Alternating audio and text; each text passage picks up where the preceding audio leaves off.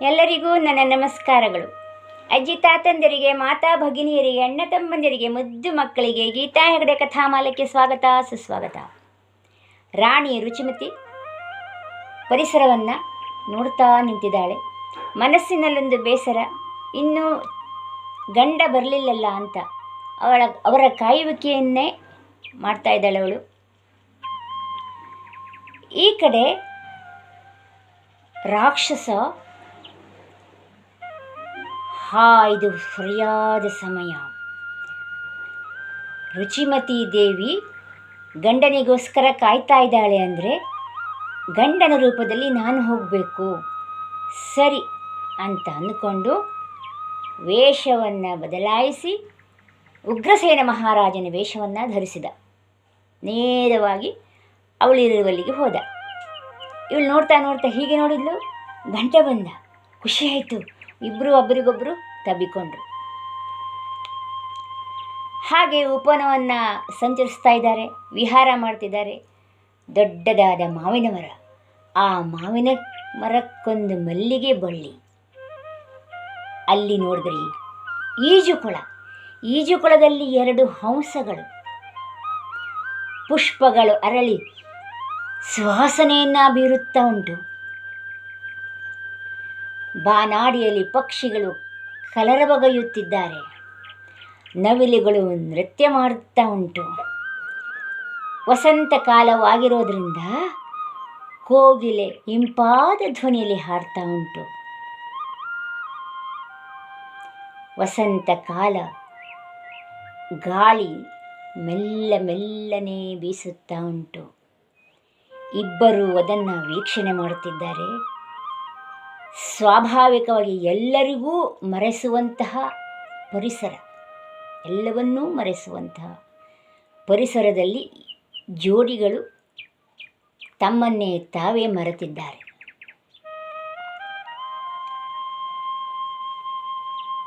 ಸ್ವಲ್ಪ ಹೊತ್ತಿನ ನಂತರ ರುಚಿಮತಿಗೆ ವಿಚಾರ ಮಾಡಿದ್ಲು. ಏನು ವಿಚಾರ ಮಾಡಿದ್ಲು? ನನಗೆ ನನ್ನವರು ಬಂದು ನನ್ನನ್ನು ಸೇರಿದರೂ ಸಹ ಯಾಕೋ ಮನಸ್ಸಿಗೆ ಬೇಸರ ಆಗ್ತಾ ಉಂಟಲ್ಲ, ಮೈ ಮನಗಳು ಒಂದು ರೀತಿ ಭಾರ ಆಗ್ತಾ ಉಂಟು, ಉಲ್ಲಾಸವಿಲ್ಲ.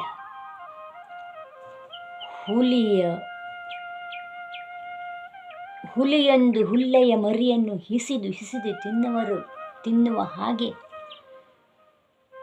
ಇತ್ತು ಅವರು ಅನುಭವಿಸಿದ ರೀತಿ. ನನ್ನನ್ನು ತಬ್ಬಿಕೊಂಡಂತಹ ಅವರು ಒಂದು ರೀತಿ ರಕ್ಕಸಿಯ ವರ್ತನೆ ಇತ್ತು ಅವರಲ್ಲಿ. ಹಾಗಾದರೆ ಯಾರಿರಬಹುದು ಅಂತ ಹೀಗೆ ನೋಡ್ತಾಳೆ. ಶಿವನೇ,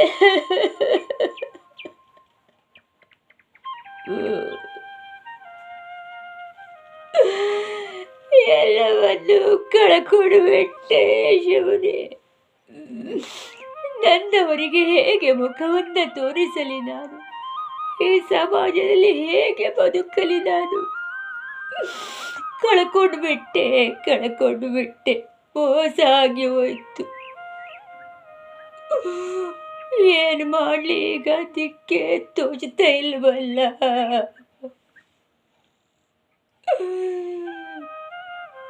ಏ ಮದಾಂಧ, ದುಷ್ಟ, ಕಾಮುಕ, ನಿನ್ನ ಜನ್ಮಕ್ಕಿಷ್ಟು ಧಿಕ್ಕಾರವಿರಲಿ. ನಿನ್ನ ಮದವನ್ನು ಪತಿವ್ರತೆಯಾದ ನನ್ನಲ್ಲಿ ತೋರಿಸಿದೆಯಾ? ಪಾಪಿ, ದುಷ್ಟ, ಯಾವ ಕಾರಣಕ್ಕೋಸ್ಕರ ನನ್ನನ್ನು ಸೇರಿದೆ ನೀನು? ನನ್ನನ್ನು ನಾನು ಕಳೆದುಕೊಂಡು ಬಿಟ್ಟೆ. ಬಾ, ಯಾಕೆ ನಿಂತ್ಕೊಂಡು ನೋಡ್ತಿದ್ಯಾ? ಬಾ, ನನ್ನ ಮೈಯಲ್ಲಿ ಮಾಂಸ ಉಂಟು, ತಿನ್ನು, ರಕ್ತ ಉಂಟು, ಘಟನೆ ಕುಡಿ, ಬಾ. ಅಯ್ಯೋ ದೇವ್ರೇ,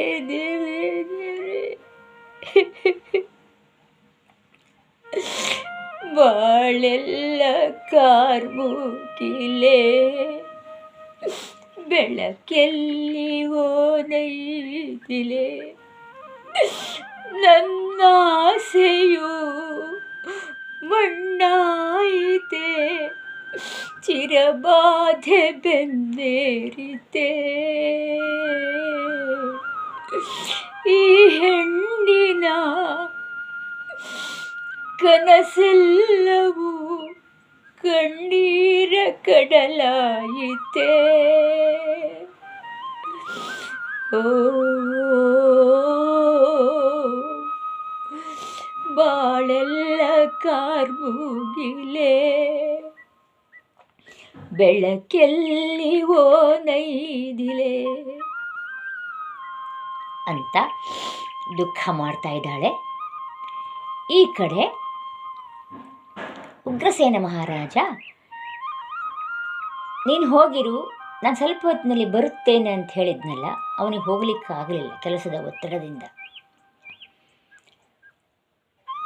ಆಗ ಸಖಿಯರನ್ನು ಕರೆದು ವಿಚಾರಿಸಿದ, ಇನ್ನೂ ಬರಲಿಲ್ಲಲ್ಲ ರುಚಿಮತಿ, ಎಲ್ಲಿ ಹೋದರು ಅಂತ ಸಖಿಯರನ್ನು ವಿಚಾರಿಸಿದಾಗ ಸಖಿಯರು ಹೇಳ್ತಾರೆ, ನೀವು ಉಪವನದಲ್ಲಿ ವಿಹರಿಸ್ತಿದ್ರಿ, ನಾವು ನೋಡಿದೆವು, ನಮ್ಮನ್ನು ಮನೆಗೆ ಹೋಗಿ ಅಂತ ಕಳಿಸಿದ್ರು ಅವರು, ಹಾಗಾಗಿ ನಾವು ಬಂದಾಯಿತು ಅಂತ ಸಖಿಯರು ಹೇಳಿದರು.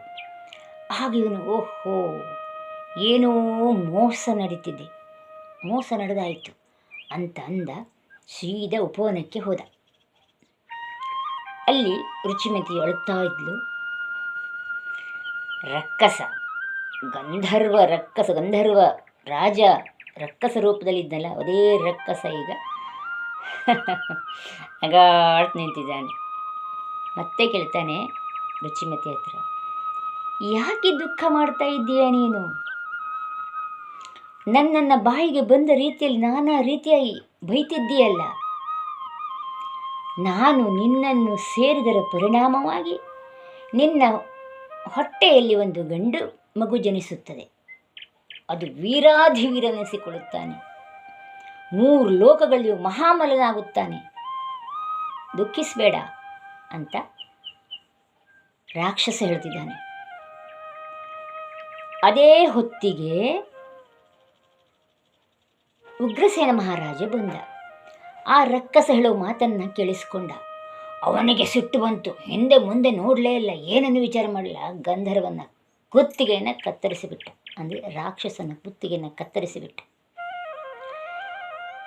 ಆಗ ಅವನು ಸತ್ತೋದ. ಅವನಿಗೆ ಮೋಕ್ಷ ಸಿಕ್ಕಿತು. ಅವನು ತನ್ನ ಗಂಧರ್ವ ಲೋಕಕ್ಕೆ ಹೋದ. ಸಿಟ್ಟುಗೊಂಡಂತಹ ಉಗ್ರಸೇನ ಮಹಾರಾಜ ಹೆಂಡತಿಯನ್ನು ಸಹ ಕೊಲ್ಲಬೇಕು ಅಂತ ಕತ್ತಿಯನ್ನು ಎತ್ತಿದ್ದ. ಅಷ್ಟರಲ್ಲಿ ನಾರದ ಮಹರ್ಷಿಗಳು ಬಂದರು. ನೋಡಿ, ನಾರದ ಮಹರ್ಷಿಗಳು ಒಳ್ಳೆಯದು ಮಾಡಲಿಕ್ಕೆ ಬರ್ತಾರೆ. ಅವರು ಆ ಸಾವನ್ನು ತಪ್ಪಿಸಿದ. ಮತ್ತೆ ಹೇಳಿದ ನಾರದ, ಉಗ್ರಸೇನ, ಸ್ತ್ರೀ ಯಾವಾಗಲೂ ಶಿಕ್ಷಾರ್ಹ ವಿನಃ ವಧಾರ್ಹಳಲ್ಲ ಅಂತ ಹೇಳ್ತಾನೆ. ಅಂದರೆ ಸ್ತ್ರೀಗೆ ಶಿಕ್ಷೆ ಆಗಬೇಕು, ಬಿಟ್ಟರೆ ಅವಳನ್ನು ಸಾಯಿಸುವುದಲ್ಲ. ರುಚಿಮತಿ ಏನು ತಪ್ಪು ಮಾಡಿದ್ದಾಳೆ? ಹಿಂದೆ ಶ್ರೀರಾಮಚಂದ್ರ ದುಷ್ಟ ತಾಟಕಿಯನ್ನು ಕೊಲ್ಲುವಾಗಲೂ ಹಿಂದೆ ಮುಂದೆ ನೋಡಿದ್ನಂತೆ. ಆಗ ಅಂದರೆ ಇದೊಂದು ಹೆಣ್ಣು, ನಾನು ಕೊಲ್ಲಬಾರದು ಅನ್ನುವಂಥ ಉದ್ದೇಶದಿಂದ. ಆದರೆ ಗುರುವಿನ ಆದೇಶ ಬಂದದ್ರಿಂದ ತಾಟಕಿಯನ್ನು ಕೊಂದು ಮುಗಿಸಿದ. ಆದರೆ ಇಲ್ಲಿ ರುಚಿಮತಿ ಏನು ತಪ್ಪು ಮಾಡಿದ್ದಾಳೆ ಅಂತ ನಾರದ ಕೇಳ್ತಾನೆ.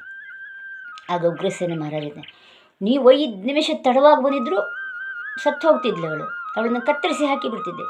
ಕೇಳಿ ಅವಳಲ್ಲೇ ಕೇಳಿ, ಅವಳು ಮಾಡಿದ ಹೊಲಸು ಕಾರ್ಯವನ್ನು, ಕರ್ಮಕಾಂಡವನ್ನು ಅವಳ ಬಾಯಲ್ಲೇ ಕೇಳಿ ನೀವು ಅಂತ ಉಗ್ರಸೇನ ಹೇಳಿದ. ಆಗ ನಾರದರು, ಹೇಳಮ್ಮ ತಾಯಿ, ಏನಾಯಿತು, ಏನು ನಡೀತು ಹೇಳು ಅಂತ ಕೇಳ್ತಾನೆ. ರುಚಿಮತಿ ಏನು ಹೇಳ್ತಾಳೆ ನೋಡೋಣ ಮುಂದಿನ ಸಂಚಿಕೆಯಲ್ಲಿ. ನಮಸ್ಕಾರಗಳು.